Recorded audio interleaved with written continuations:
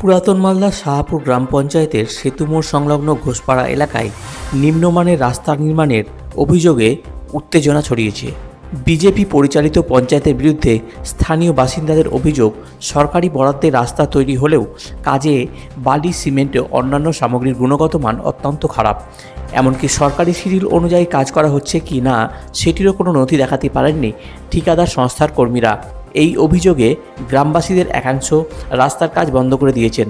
শাহপুর পঞ্চায়েত সূত্রে জানা গিয়েছে, প্রায় 9.5 লক্ষ টাকার বরাদ্দে ঘোষপাড়ার 8 ফিট চওড়া ও প্রায় 250 মিটার কংক্রিটের ঢালাই নির্মাণের কাজ চলছে। স্থানীয় বাসিন্দা রাজু ঘোষ, লালটু ঘোষ সহ বিক্ষোভকারীদের অভিযোগ, 6 ইঞ্চির বদলে মাত্র 3 ইঞ্চি ঢালাই করা হচ্ছে, যা নিম্নমানের হওয়ায় 1 মাসও টিকবে না। সরকারি অর্থ তছরূপের বিরুদ্ধেই তারা প্রতিবাদ জানিয়েছে। তৃণমূলের বিরোধী দলনেতা রনি ঘোষ এই দাবির সমর্থন করে বলেন, সরকারি শিডিউল অনুযায়ী কাজ না হলে প্রশাসনের দ্বারস্থ হবেন। অন্যদিকে বিজেপি পঞ্চায়েত সদস্য গণেশ ঘোষ দাবি করেন, কাজ নিয়মমাফিক হচ্ছে, তবে পরিমাণ বাড়ায় ঢালাই কিছুটা কম হয়েছে। ঠিকাদার মিঠুন দাসও অভিযোগ অস্বীকার করে জানান, সরকারি নির্দেশিকা অনুসারেই কাজ করা হচ্ছে। তো গভর্নমেন্ট রুলস অনুযায়ী যে শিডিউলটা রয়েছে সেই মতো এখানে কাজ হচ্ছে না।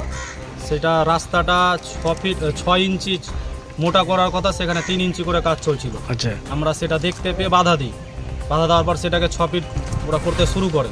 তারপরেও এবার 6 ইঞ্চি, তারপরেও আবার মশলাতে যে ভাগ লেখা আছে শিডিউলে, গভর্নমেন্ট যে রুলস আছে সেই হিসাবে মশলাটা পড়ছে না। নেক্সটটা হচ্ছে না, কারণ রাস্তাটা আছে 8 ফিট চওড়া আছে, 8 ফিট চওড়া আছে।